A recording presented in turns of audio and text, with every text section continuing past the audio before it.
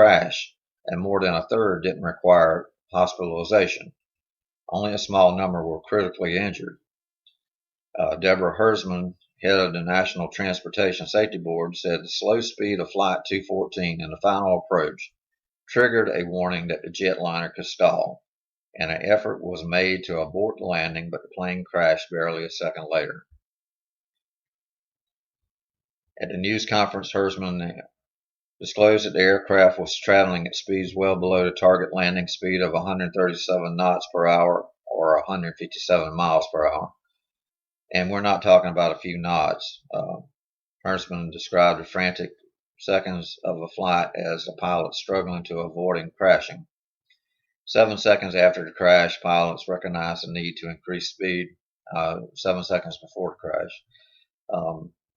And she said, basing on her comments on evaluation of cockpit voice and flight data recorders that contain hundreds of different types of information on what happened to the plane, 3 seconds later, the aircraft stick shaker, piece of equipment that warns pilots of an impending stall, went off. The normal response to a stall warning is to boost speed, and Herman said the throttles were fired and the engines appeared to respond normally. At 1.5 seconds before impact, there was a call from the crew to abort the landing. The details confirmed what survivors and other witnesses said they saw, that the aircraft appeared to be flying too slowly just before its tail apparently clipped a seawall at the end of the runway and the nose slammed down. Pilots normally try to land at a target speed, in this case 137 knots, plus an additional 5 more knots. And Bob Kaufman of the American Airlines captain, who has flown 777s, made that statement. He said that the briefings raised an important question: why was the plane going so slow?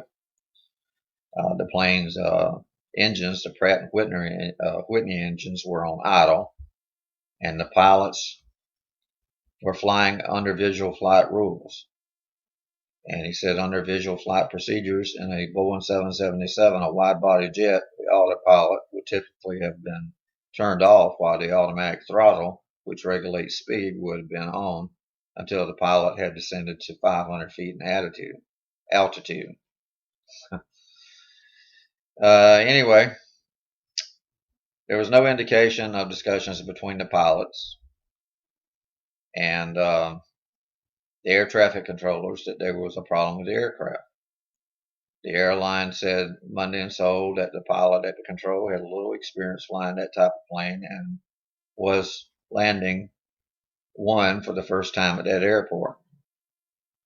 And they said that they were trying to get used to the 777 during Saturday's crash landing. She said the pilot had logged nearly 10,000 hours flying other planes and had only 43 hours on the 777.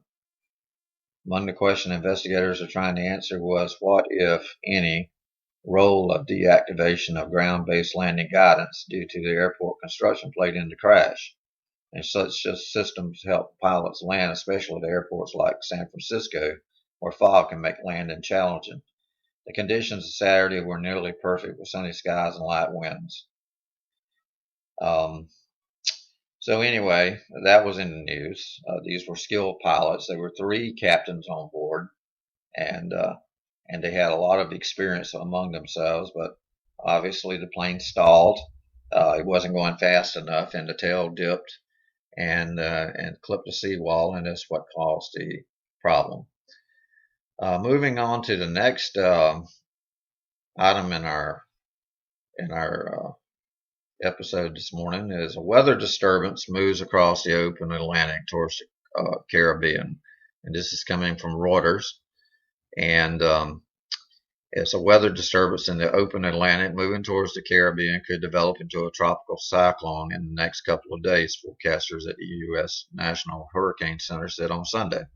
The massive thunderstorms had a 70% chance of developing into a tropical depression or a tropical storm during the next 48 hours, and could prompt tropical storm warnings for parts of the Lesser Antilles, forecasters said. It was located 1,050 miles east-southeast of the Windward Islands and moving west-northwest at 25 miles per hour. It was too early to know whether the system would threaten energy interests and clustered in the northern Gulf of Mexico. Forecasting models showed the disturbance is expected to move into the Caribbean.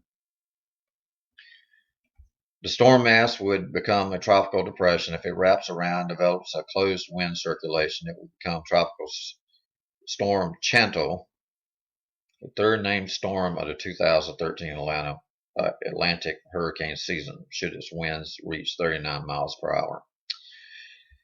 Okay, we have seen these things occur in the news, and there's a lot of distress and a lot of unrest in the world today. According to the Holy Bible, there will be things such as this, signs in the heavens, such as the mysterious explosions. There will be things such as weather disturbances and upheavals.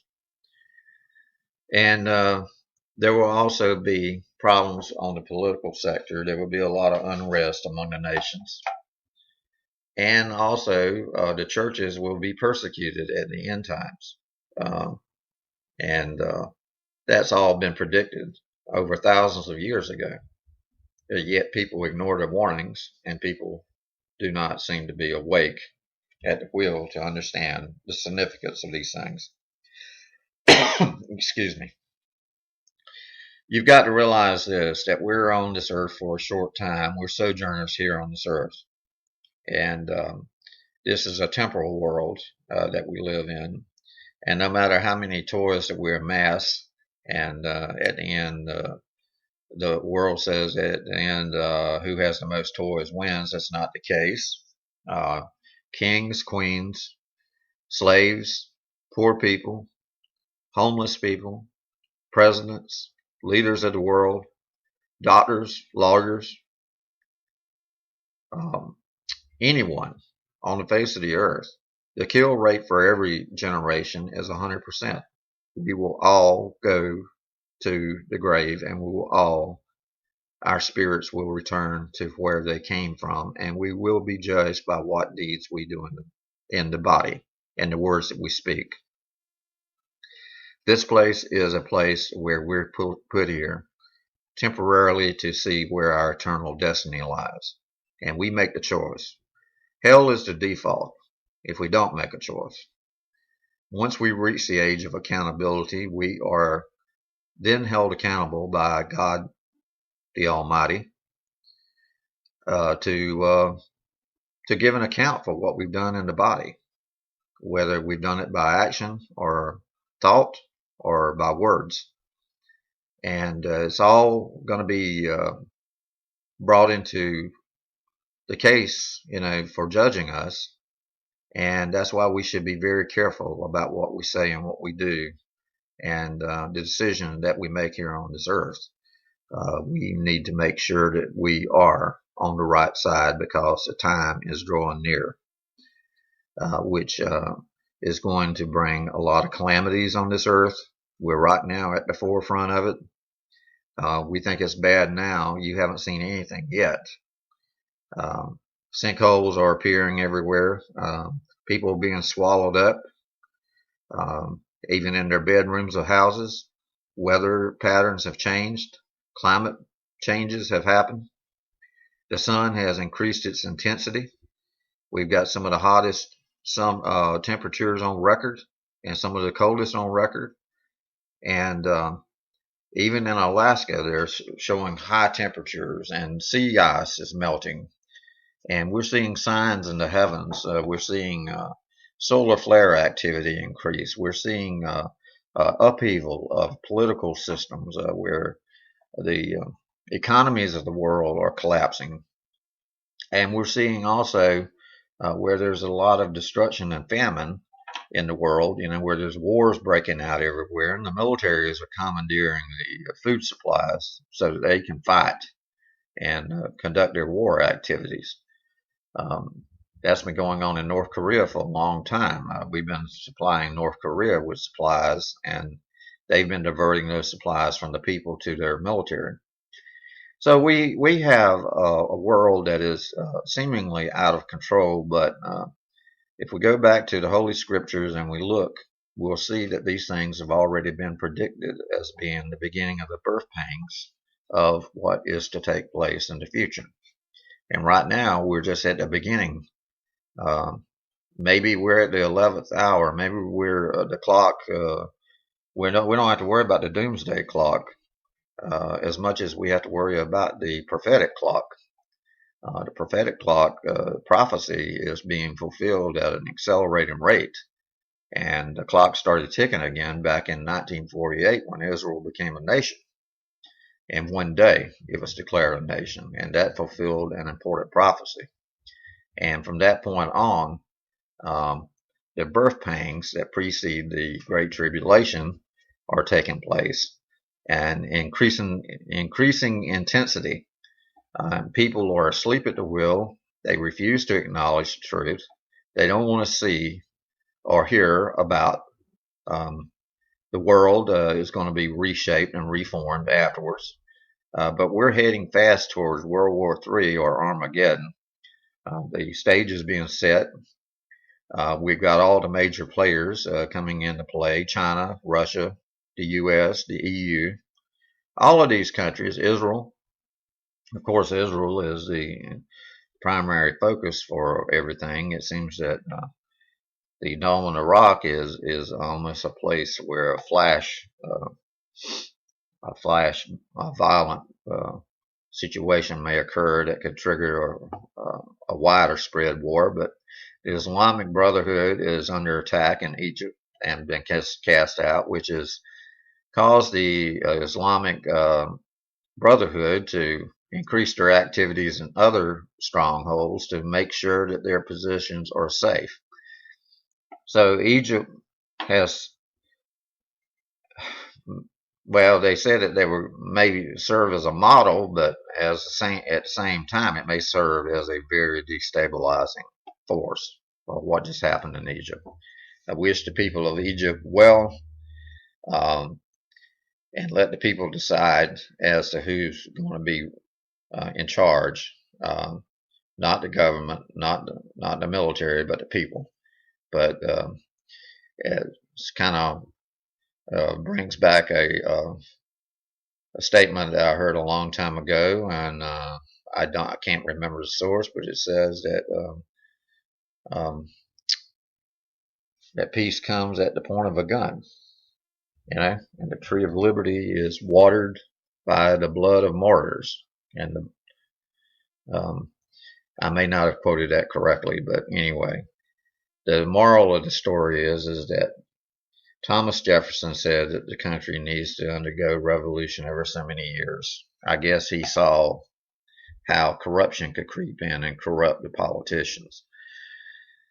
We have our problems here in this country, but thank God we're still in America and we still have some freedoms, even though our freedoms seem to be abridged and being taken away in steps of the overreach of government and things of that nature by some of the news articles that we read.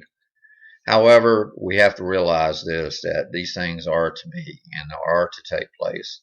And we should not fear if we are on the right side and if we side with the moral, decent forces of good, which God declares good. God says he makes the good and the evil. He says it's not his will for any to perish. So he's long suffering. He says the reason why the wicked prosper and the wicked don't turn from their sinful ways is because sin is not punished immediately. He keeps giving people second chances and third chances and fourth chances. And finally, at the end, he says, my spirit won't strive forever with man. And it'll come a point in time where you've hardened your heart so much that you won't listen to sound doctrine or reproof. You just don't want to be criticized. So in today's world, we're looking at a lot of change, potential change, and a lot of problems. Our food supplies are being diverted into making alcohol for gasoline, ethanol, And we're also looking, I mean, the food that could go to feeding